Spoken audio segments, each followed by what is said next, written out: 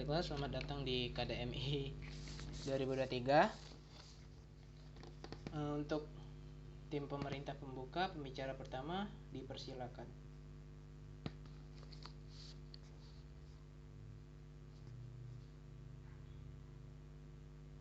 Sebentar, izinkan saya mengatur waktu terlebih dahulu. Preferensi untuk interupsi silakan secara verbal 1 kali saja.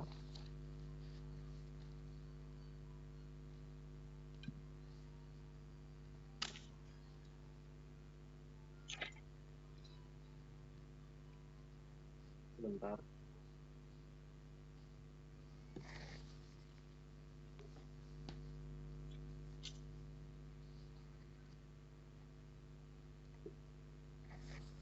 Pidato akan saya mulai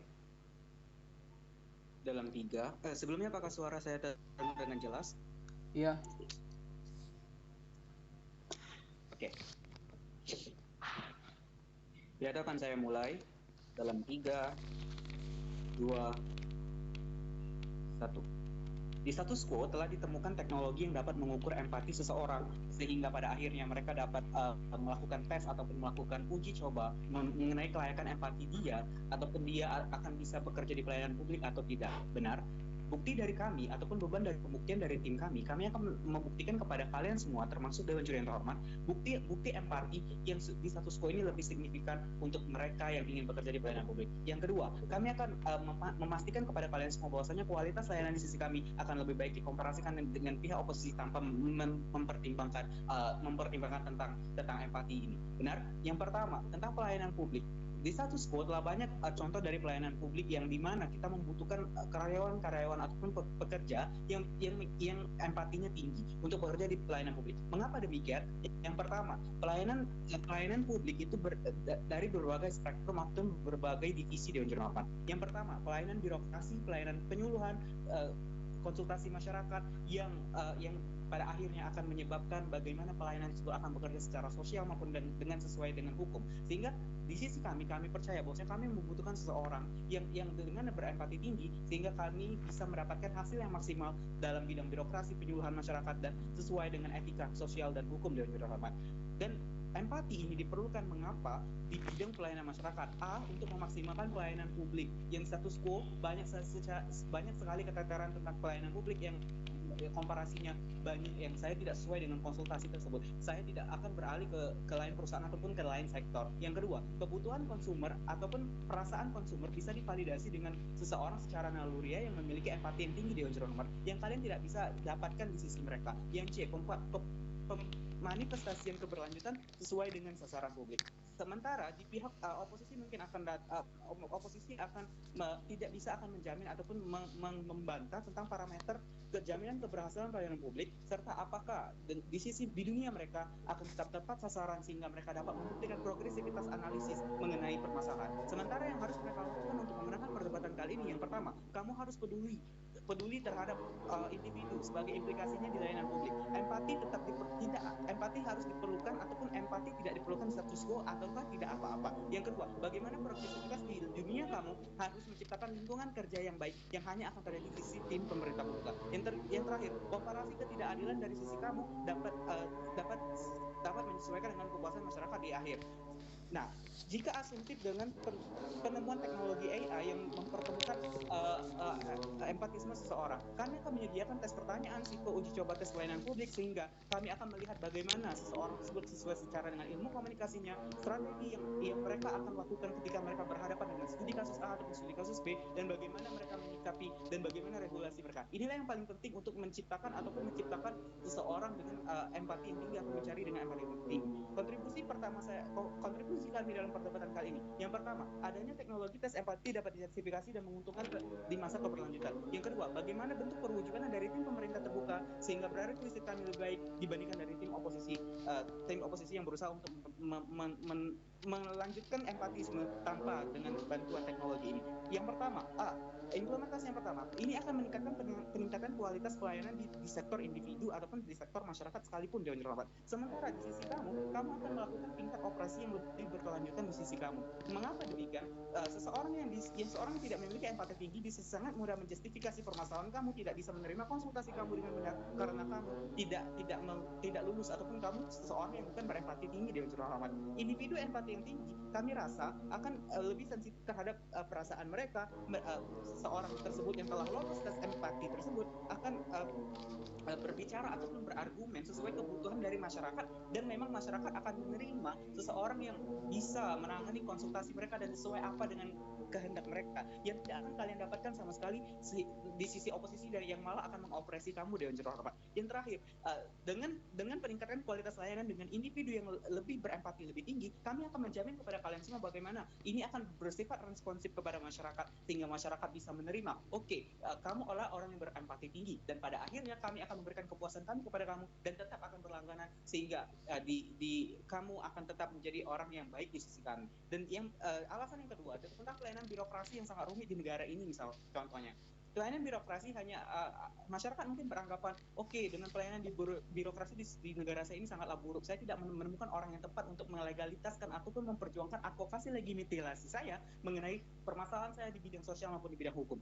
Namun jika dengan ada peningkatan kualitas layanan dari sisi kami, ini akan mengedepankan bagaimana sudut pandang dari masyarakat. Sekarang telah ditemukan ataupun telah ada orang-orang yang berempati sehingga saya lebih leluasa menyampaikan permasalahan saya, dan pada akhirnya manfaat yang akan kami dapatkan lebih yang kedua. Namun yang ke B, dari mekanisme ataupun regulasi yang akan berusaha kami ciptakan, kami akan menciptakan lingkungan kerja yang lebih positif. Karena mengapa? Implementasinya yang pertama, kamu di dalam lingkaran ataupun di dalam lingkaran orang-orang yang berempati tinggi yang bersifat mendukung kamu kan, dan ini juga akan mendapatkan kontribusi yang lebih banyak sehingga kepuasan kerja serta pelayanan terhadap kesejahteraan pegawai akan lebih terdapat di sisi kami, dan kami akan menciptakan lingkungan yang berkolaborasi sehingga akan lebih baik di sisi kami. Namun dari tim oposisi kamu tidak akan mendapatkan hal ini. Interupsi ada 1, 2, 3. Saya rasa kamu setuju dengan karakterisasi dan argumen saya. Yang ke C, implikasi dari teknologi tersebut akan bersifat progresif di sisi kami, Dewan Rahmat. Mengapa demikian? Implementasinya apa? Yang pertama, hegemoni masyarakat itu bersifat hegemoni ataupun spektrum masyarakat itu beragam, Dewan Rahmat. Inilah mengapa teknologi tersebut akan datang dan dapat memvalidasi secara luas di sisi kamu. Namun oposisi mungkin akan beranggapan, apakah bisa menjamin dengan teknologi AI ini akan mendukung atau akan mengukur empati sesuai dengan keadaan kami? Iya, mungkin memang akan terjadi error ataupun akan terjadi ketidaktepatan. Namun kami percaya dengan peningkatan ataupun penggunaan ini secara masif, kami akan tetap melakukan pengembangan evaluasi, pengembangan server ataupun survei ke masyarakat secara luas mengenai ataupun mengefektivitasan dari teknologi ini. Sehingga sekalipun kamu mengatakan bahwasanya teknologi kami tidak akan berguna di masyarakat, namun evaluasi tetap akan tetap progresif, Dewan Rahmat. Masuk ke argumentasi saya yang kedua, bagaimana bentuk perwujudan dari tim pemerintah pembuka sebagai prerequisite yang baik tentang empati akan tetap di masa yang akan tetap diberkelanjutan, Dewan Rahmat. Yang pertama, pengujian terhadap calon pegawai yang mendapatkan empati atau dinyatakan akan diprioritaskan. Yang B, pelatihan. Kami akan melakukan pelatihan empati serta manfaat kami akan mendapatkan kepuasan masyarakat, pelayanan yang lebih progresif dan responsif, dan ketidaksetaraan dalam pelayanan tidak akan berkurang. Bangga untuk menyampaikan. 720. Baik, terima kasih kepada pemerintah pembuka pembicara pertama. Selanjutnya kepada oposisi pembuka pembicara pertama, dipersilakan.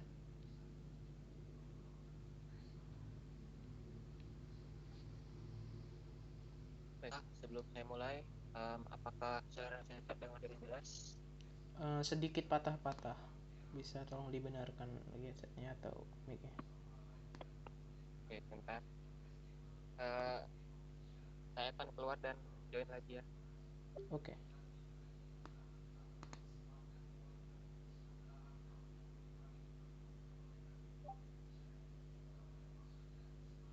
Halo, apakah sudah jelas? Masih kayak robot di saya. Waduh.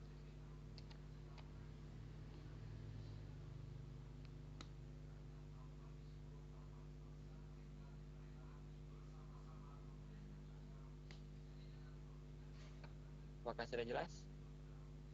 Oke, lumayan better tapi ya. Yep.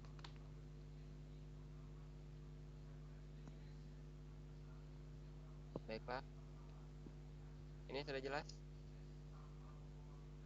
Sudah. Oke. Izinkan saya setting timer terlebih dahulu. Untuk prevensi interupsi silakan unmute dan tidak membuat banyak suara karena akan mengganggu pidato saya. Baiklah.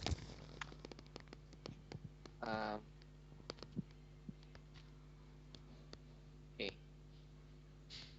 Pidato akan saya mulai dalam bentar.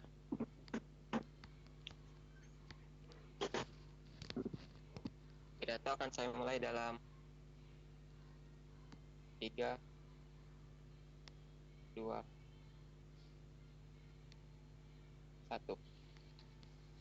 Baiklah, Dewan Juri yang terhormat, perlu diketahui bahwa layanan publik adalah layanan yang berfungsi untuk melayani atau membantu orang-orang dalam yang sedang membutuhkan bantuan. Contohnya saja seperti satpam ataupun resepsionis dan lain-lain. Untuk menjadi karyawan layanan publik ini, memang diperlukanlah sifat empati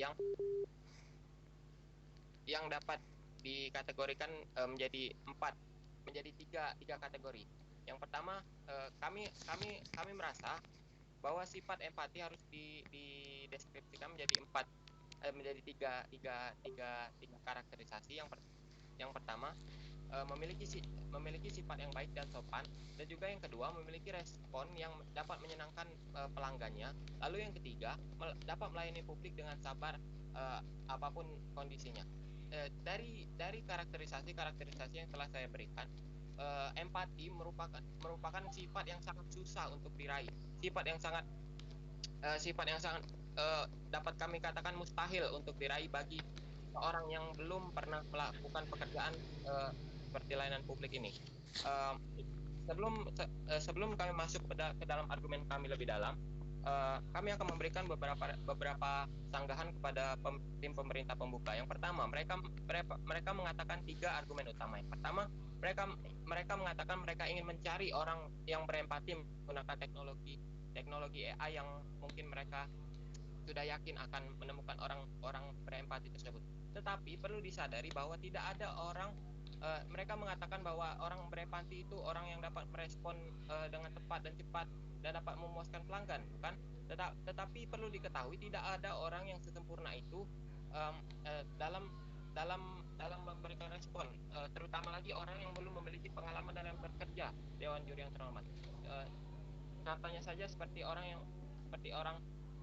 yang belum jadi satpam ataupun menjadi resepsionis. Mereka tidak tahu apa yang harus direspon ketika orang menanyakan hal-hal yang berkaitan dengan sektor pelayanan publik. Lalu yang kedua, orang yang belum berpengalaman tersebut akan bersifat amatir dan tidak profesional. Oleh karena itu akan sangat sulit untuk menemukan orang sangat berempati. Lalu yang tunggu sebentar. Lalu yang kedua, argumen mereka mengatakan bahwa mereka akan meningkatkan kualitas dari sektor pelayanan publik. Tetapi yang sudah saya katakan pada awal tadi, jika orang yang berempati ini sangat sulit untuk dicari, maka otomatis tidak akan ada orang yang bekerja di sektor layanan publik, bukan? Oleh karena itu, dengan penerapan teknologi yang mereka bangga-banggakan itu tidak akan meningkatkan kualitas layanan publik, tapi akan memperburuk kualitas layanan publik.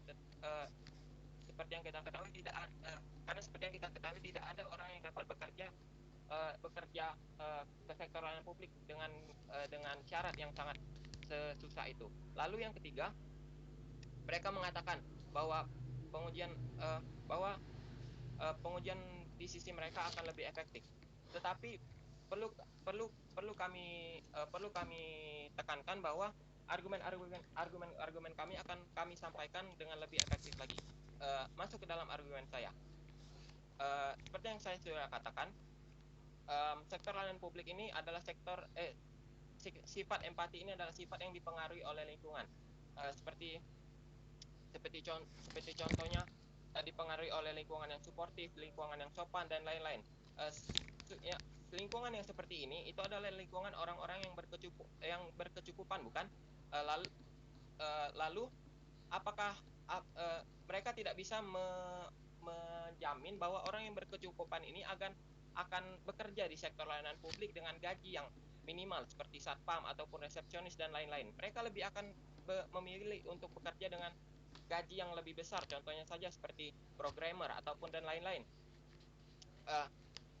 Lalu masuk ke dalam argumen kami, kenapa empati, penerapan orang yang berempati tinggi untuk kerja di sektor layanan publik tidak dapat dijustifikasi.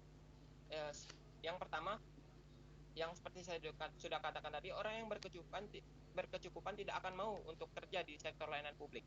Lalu yang dapat kita andalkan adalah orang-orang yang memiliki lingkungan yang kurang suportif ataupun yang kurang sopan, karena mereka mempunyai lingkungan yang kurang berkecukupan, bukan mereka akan memilih untuk bekerja di sektor layanan publik karena itu saja yang mereka mampu. Lalu seperti yang saya sudah katakan, sektor layanan publik tidak perlu memiliki kualifikasi yang pendidikan yang tinggi seperti kamu cukup tamat SMP jadi satpam, tunggu sebentar. Lalu di sisi kami, orang-orang yang mempunyai ekonomi yang rendah ini akan bekerja di sektor layanan publik dan mereka akan mengadaptasikan diri terhadap lingkungan kerja yang mereka tempat mereka bekerja, karena itu merupakan tuntutan kerja bagi mereka. Oleh karena itu di sisi kami sektor layanan publik akan meningkat kualitasnya maupun kuantitasnya. Mereka akan bekerja dengan memenuhi keinginan pelanggan, dan juga pada akhirnya di sisi kami lah yang akan menang pada perdebatan kali ini. Oleh karena itu, interupsi sebentar. Oleh karena itu di sisi kami menyediakan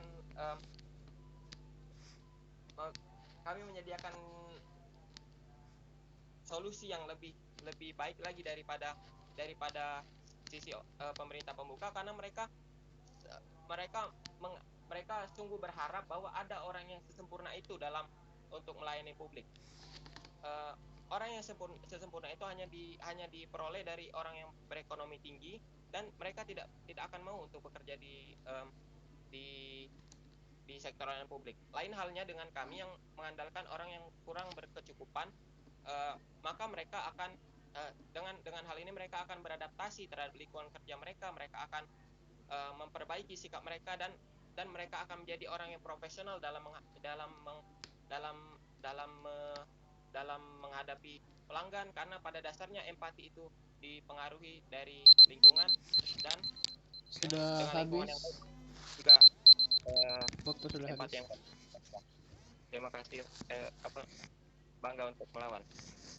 Baik, terima kasih kepada oposisi pembuka pembicara pertama. Selanjutnya akan dilanjutkan kepada pemerintah pembuka pembicara kedua. Kepada pemerintah pembuka pembicara kedua dipersilakan.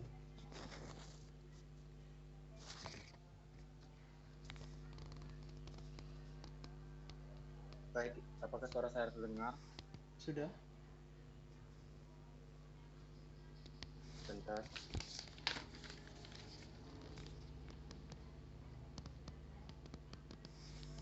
Untuk preferensi interupsi, silakan langsung menghidupkan pelantang suara Anda. Izinkan saya untuk mengatur kertas saya.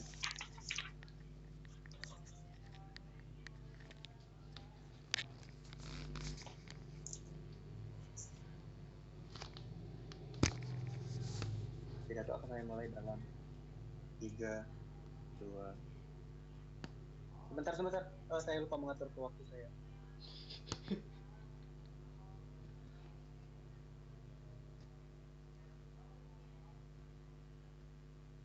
Oke. 3, 2, Satu, Dewan Juri yang terhormat, kami mengatakan bahwasanya kami membuka kesempatan di semua lapisan masyarakat, baik kaya, miskin, putih, hitam.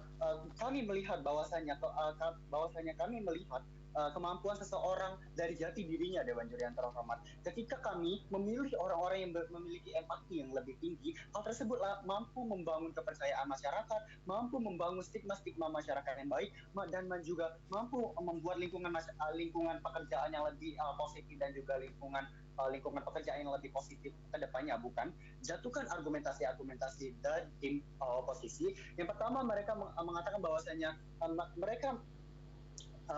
mereka mengklarifikasi bahwasanya orang-orang yang memiliki empati tinggi adalah orang-orang yang memiliki sikap sopan, orang-orang yang memiliki kesabaran yang tinggi, orang-orang yang memiliki kebahagiaan dalam menghadapi pelayan, contohnya seperti yang sudah mereka sebutkan. Yang hal tersebut mereka katakan bahwasanya hal tersebut adalah hal yang mustahil untuk didapatkan. Namun bahwasanya kami mengatakan bahwasanya di tim kami melihat potensi seseorang. Kami melihat potensi seseorang dari analisis yang diadakan yang ada di dalam teknologi, contohnya seperti AI yang sudah dijelaskan atau tertera oleh pembicara pertama saya tadi. Kami melihat potensi seseorang tersebut, bahwasanya orang tersebut mampu melayani seseorang, bahwasanya ia memiliki sikap yang baik terhadap lingkungan masyarakat contohnya. Dan juga mereka harusnya sudah sadar ketika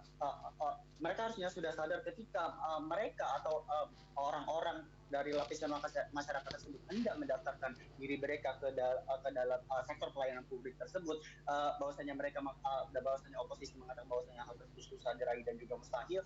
Mereka harusnya sudah sadar akan hal ini ketika mereka mendapat pekerjaan mereka di bidang pelayanan publik, bahwasanya mereka harus menyadari bahwasanya mereka harus memiliki sifat sopan tersebut dengan didukung oleh keberadaan teknologi tersebut, Dewan Juri yang terhormat. Ketika teknologi tersebut mengakses atau mengasesmen atau menilai kemampuan seseorang tersebut menjadi lebih baik di sisi kami. Ketika hal tersebut telah berproses dan telah dihasilkan atau sudah memiliki bukti bahwasanya orang tersebut layak untuk mendaftarkan diri ke sektor pelayanan publik tersebut, Dewan Juri yang terhormat bangga untuk membantah argumentasi dari tim oposisi. Kemudian berikutnya mereka mengatakan bahwasanya orang-orang tersebut tidak tahu bagaimana dan juga tidak memiliki pengalaman contohnya. Namun di status quo sekarang ada pembekalan sebelum bekerja, Dewan Juri yang terhormat. Hal tersebut akan dapat membantah argumentasi yang sudah dijelaskan oleh tim oposisi sebelumnya. Ada bahwasanya di setiap sebelum pekerjaan bakal ada yang namanya pembekalan atau yang biasa disebut dengan training di dalam industri, di dalam bidang-bidang industri tersebut. Bantahkan argumen mereka. Kemudian berikutnya mereka mengatakan bahwasanya sifat mereka dipengaruhi oleh lingkungan, dan mereka mengecap bahwasanya orang-orang berkecukupan itu dapat diglorifikasi menjadi orang-orang yang cuek. Namun mereka mengambil contoh yang sempit, sepertinya saja satpam dan juga resepsionis. Namun sadari bahwasanya Anda tidak dapat mengotak-otakan kepribadian orang yang dimiliki orang-orang berkecukupan contohnya saja. Dan juga mereka terlalu mengglorifikasi orang-orang yang berkecukupan itu cuek. Namun halnya kami mengatakan yang sudah kami justifikasi tadi, bahwasanya kami melihat potensi yang ada di dalam diri seseorang tersebut, sehingga argumentasi mereka tidak dapat dibeli sama sekali, dengan Juri yang terhormat. Berikutnya mereka mengatakan juga mereka akan mengatakan bahwasanya mereka menyediakan solusi yang lebih baik, namun mereka tidak menjelaskan langkah-langkah berkelanjutan tentang solusi apa yang mereka tawarkan, sehingga hal tersebut hanyalah menjadi argumentasi utopis yang ada di sisi mereka. Dan juga kami mengatakan bahwasanya kami membuka kesempatan tersebut di lapisan-lapisan masyarakat, seperti yang sudah kami terangkan pada awal-awal perdebatan Dewan Juri yang terhormat. Bangga dengan begitu, kami bangga untuk melawan argumentasi yang sudah mereka paparkan sebelumnya, Dewan Juri yang terhormat. Masuk ke dalam argumentasi saya akan membawakan dua hal. Yang pertama ialah mengapa individu dengan dengan tingkat empati yang tinggi lebih menguntungkan. Yang kedua adalah bagaimana dengan adanya teknologi empati yang tinggi mampu mengayomi pelanggan dan juga pekerja. Yang pertama, mengapa individu dengan tingkat empati yang tinggi lebih menguntungkan? Yang pertama ialah membangun kepercayaan. Dengan lebih mudah membangun kepercayaan masyarakat atau pelanggan, contohnya saja di sektor pelayanan publik seperti layanan psikologi dan juga rumah sakit jiwa contohnya saja, yang mengedepankan naluriah mereka yang dapat menaruh kepercayaan seseorang bahwasanya orang tersebut memiliki tingkat empati yang tinggi terhadap saya dan juga saya akan mampu memberikan kepercayaan saya terhadap orang tersebut karena orang tersebut sungguh menolong saya dengan rasa empati yang lebih tinggi tersebut, sehingga hal itu akan dapat lebih membantu mereka untuk membangun kepercayaan mereka di bidang sektor publik tadi, Dewan Juri yang terhormat. Kemudian bahwasanya menciptakan hal tersebut akan dapat membantu menciptakan lingkungan atau ikatan positif yang sekaligus menjadi contoh positif bagi masyarakat. Contohnya saja seperti hal tersebut akan membangun stigma masyarakat bahwasanya saya akan bekerja di sektor pelayanan publik tersebut karena pelayanannya sangat bagus, sangat positif dan sangat membahagiakan pelanggannya seperti yang sudah diglorifikasikan oleh tim oposisi tadi, Dewan Juri yang terhormat, sehingga kami mengatakan bahwasanya hal tersebut akan berdampak positif di sisi kami dan juga akan membangun citra pelayanan publik yang lebih baik lagi di masyarakat, bukan? Kemudian poin kedua adalah komunikasi yang lebih efisien. Orang-orang yang memiliki sikap empati yang lebih tinggi ialah orang-orang yang lebih peka atau lebih cermat dalam mendengarkan keluh kesah terhadap seseorang. Catat bahwasanya garis bawahi bahwasanya kita bekerja di sini di sektor pelayanan publik yang secara langsung atau secara tidak langsung berhubungan dengan masyarakat yang akan membuat masyarakat tersebut terkorelasi dengan komunikasi nantinya atau terjalin dengan komunikasi seseorang. Bagaimana orang tersebut menjalin komunikasi adalah ketika kami mengatakan bahwasanya komunikasi tersebut adalah kunci utama dalam perdebatan kali ini, Dewan Juri yang terhormat. Kemudian hal tersebut akan dapat mampu meredam konflik ketika terjadi konflik. Hal tersebut mampu ketika seseorang memiliki kemampuan yang lebih baik dalam menyelesaikan konflik ialah orang-orang yang memiliki empati yang lebih tinggi dari Dewan Juri yang terhormat. Mereka dapat mampu meredam atau meredakan ketegangan yang terjadi di sektor pelayanan publik. Bahwasanya kita dapat ketahui seperti contohnya saja di sektor pelayanan publik seperti di status quo banyak memiliki masalah, contohnya saja orang-orang yang berempati tinggi inilah yang mampu meredam emosi-emosi yang terjadi di masyarakat tersebut, yang dapat membantu meredam mereka. Ketika seseorang yang tidak memiliki empati yang tinggi, ketika seseorang tidak memiliki empati yang tinggi, maka hal tersebut akan lebih merusak citra perusahaan tersebut, Dewan Juri yang terhormat, dan juga hal tersebut akan dapat membuat kepuasan masyarakat di sisi kami. Waktu belum habis karena waktu saya masih 6:54, Dewan Juri yang terhormat. Kemudian yang ketiga adalah kepuasan dari masyarakat tersebut dengan tenaga kerja yang lebih empatik, masyarakat akan lebih didengar seperti yang sudah saya jelaskan tadi, sehingga teknologi ini akan dapat membantu mengukur tingkat empati seseorang dan juga memproses atau menganalisis seseorang tersebut menjadi lebih baik dan juga menciptakan pengalaman positif yang membuat pelanggan mengulang kembali tanpa adanya rasa kecewa di Dewan Juri yang terhormat. Yang kedua adalah bagaimana dengan teknologi empati dapat mampu mengayomi pelanggan masyarakat tersebut ialah dengan kami akan melakukan evaluasi lebih lanjut dengan melakukan survei dan juga peningkatan terus-menerus bagi teknologi di setiap pelayanan pekerja. Bangga untuk menjadi pemerintah dan mempropos masih. Baik, terima kasih kepada pemerintah pembicara kedua untuk pidatonya. Selanjutnya akan lanjutkan dengan tim oposisi pembicara kedua. Kepada tim oposisi pembicara kedua dipersilahkan. Oke, tunggu sebentar.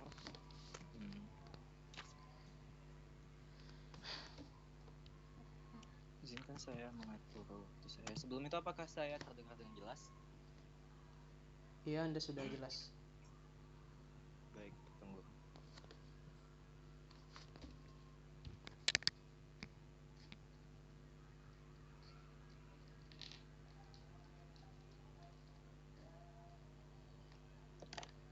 Baik, saya akan mulai pidato saya dalam 3, 2, 1. Baik, kami terima bahwasanya di status quo ada sebuah teknologi yang dapat mengukur empati seseorang. Baik, kami terima bahwasanya empati memang dibutuhkan di dalam dunia pekerjaan, apalagi di dalam sektor pelayanan publik. Tetapi bahwasanya banyak hal-hal yang dilupakan oleh tim pemerintah pembuka di dalam perdebatan kali ini. Satu, nepotisme yang terjadi di sisi mereka ketika tes tersebut dilaksanakan, ketika mesin tersebut digunakan, dan ketika orang melakukan tes untuk mengukur tingkat empati mereka. Dua, subjektivitas yang terjadi di sisi mereka yang tidak akan dapat diselesaikan oleh pembicara satu atau dua maupun dengan poin-poin yang telah mereka bawakan. Baik, saya akan memulai perdebatan ini dengan melakukan pembantahan terhadap pembantahan yang telah dilakukan oleh pembicara kedua serta poin-poin yang telah dibawa oleh pembicara pertama serta kedua. Oke, masuk ke poin pertama. Pembicara pertama mengatakan bahwasanya layanan publik dapat itu bermacam-macam dan beragam, tetapi mereka melupakan bahwasanya ada karakterisasi yang harusnya dimiliki oleh pekerja yang bekerja di layanan publik, dan mereka juga tidak menjelaskan justifikasi atas mengapa orang dengan empati yang tinggi ini harus diterima dibanding orang yang memiliki empati yang rendah. Mereka tidak memiliki justifikasi yang jelas, walaupun poin-poin mereka membawakan tentang alasan-alasan tersebut, tetapi justifikasi mereka tidak dapat dibeli. Lalu mereka juga mengatakan bahwasanya akan ada peningkatan pelayanan di sisi mereka, tetapi pihak kami akan mengatakan bahwasanya penurunan kualitas ada di sisi mereka. Mengapa?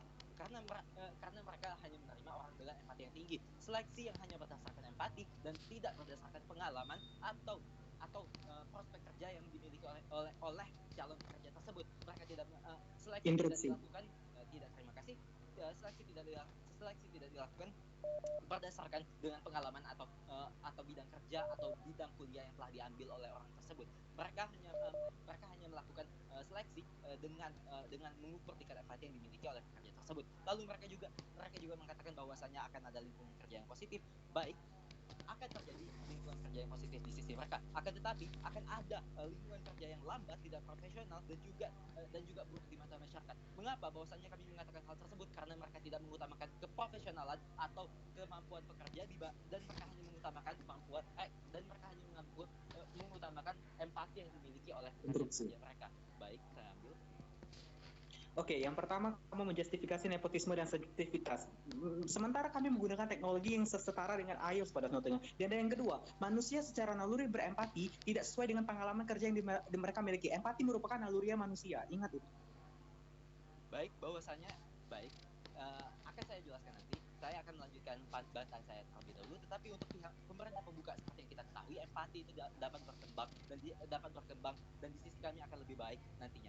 Oke, lanjut ke bantahan ketiga kami. Mereka mengatakan bahwasannya mereka akan melakukan pengujian dan pelatihan, tetapi mereka tidak seperti yang saya katakan di awal tadi, mereka tidak memikirkan tentang nepotisme yang akan ada di sisi mereka, dan mereka tidak dapat mengatakan bahwasanya sistem mereka seperti IELTS dan lain-lain dan semacamnya. Seperti yang kita ketahui, orang di dalam pelayanan publik dan pengukuran ini pastinya orang yang berwenang akan mengatur hal ini. Orang yang berada di kepemerintahan dan ingin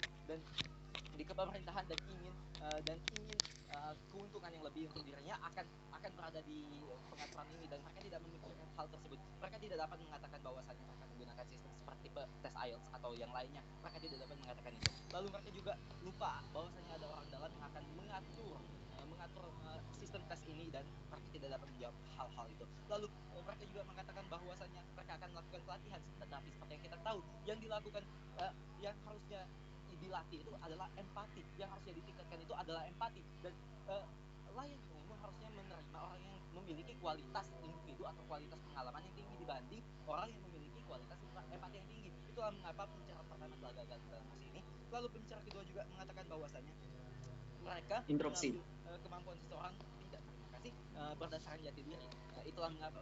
Tetapi seperti yang kita ketahui, jati diri tidak dapat dilihat dengan tingkat empati. Jati diri tidak dapat dilihat dengan hanya mengukur empati dari kemampuan seseorang. Lalu pembicara kedua juga membawakan tentang potensi seseorang yang diukur dengan analisis AI, tetapi seperti yang saya katakan, ada yang nepotisme, sistem kacau dan lain-lain. Lalu mereka juga mengatakan bahwasanya akan ada pembekalan kerja, tetapi pihak kami akan mengatakan bahwasanya pembekalan ini tidak akan efektif karena yang diterima itu hanya orang yang memiliki empati yang tinggi dan bukan orang yang memiliki kemampuan yang tinggi. Lalu mereka juga membawakan poin-poin mengapa mereka, tetapi saya akan membantah poin-poin utama mereka. Mereka mengatakan bahwasanya akan ada kepercayaan pelanggan, tetapi apakah masyarakat akan lebih percaya atau akan percaya lagi ketika pelayanan yang mereka terima lambat karena tidak profesionalan yang ada klien. Lalu mereka juga mengatakan bahwasanya citra pelayanan publik, tetapi pihak kami akan mengatakan bahwasanya citra pelayanan publik di sisi kalian akan lebih buruk. Kenapa? Karena tidak akan lebih baik dibanding status quo saat ini. Lalu mereka juga mengatakan pekerja akan lebih peka. Lalu mengapa jika pekerja tersebut lebih peka? Bahwasanya mereka hanya bekerja walaupun mereka peka dan ingin membantu orang tersebut, mereka tidak akan dapat melawan wewenang yang dimiliki oleh atasan mereka. Pahami itu. Baik, saya akan masuk ke poin utama kami. Ke poin-poin kami. Yang pertama adalah kenapa penerimaan yang hanya berdasarkan empati ini tidak dapat dijustifikasi. Satu, tinggi rendahnya empati seseorang tidak menjamin kualitas pekerja seseorang, pekerjaan individu. Lalu yang kedua, empati tinggi tidak akan memberikan kepuasan terhadap masyarakat. Lalu yang ketiga, ketidakadilan atau subjektivitas yang terjadi di sisi mereka. Yang keempat adalah empati yang dapat dibentuk berdasarkan pengalaman. Saya akan menjelaskan subjektivitas yang saya sebutkan tadi. Baiklah, jika ada seorang satpam atau seorang pekerja yang di tempat tersebut terjadi konflik antara seseorang yang lebih tua dan seseorang yang lebih muda, tetapi seseorang yang lebih tua tersebut adalah orang yang bersalah di dalam konflik ini, maka pekerja yang diterima dengan empati yang tinggi tersebut pasti akan menolong orang yang lebih tua tersebut. Kenapa? Bahwasanya dia akan berpikir, oh, orang ini lebih tua, harusnya dibantu walaupun dia salah. Itulah mengapa kami akan mengatakan bahwasanya subjektivitas akan ada di sisi mereka. Lalu poin kami adalah masyarakat lebih butuh pelayanan berkualitas dibanding pelayanan berempati. Mengapa? Masyarakat butuh pelayanan yang ulet, cepat, dapat dipercaya, dan bukan pelayanan yang hanya mengatasdasarkan empati lain. Lalu pelayanan publik, lalu poin kedua adalah maaf sudah 6 menit. Pelayanan publik akan lebih dihargai jika kompeten dibanding empati. Lalu poin ketiga, nepotisme ketika tes diambil. Lalu poin keempat adalah individu berkualitas akan lebih baik dibanding individu berempati. Contoh kasus kami adalah satpam kompeten akan lebih baik dibanding satpam yang berempati. Teller bank yang ulet akan lebih kompeten, akan lebih dihargai dibanding teller bank yang empati. Lalu servis layanan publik seperti wifi, air akan lebih dihargai jika mereka ulet dan langsung menyelesaikan masalah jika dibanding mereka hanya empati dan empati. Lalu saya sudah menyatakan 7.20. Profesional akan lebih baik dibanding pegawai penyuluh yang empati. Baik, bangga menyampaikan Mas. Baik, terima kasih kepada oposisi pembuka pembicara kedua.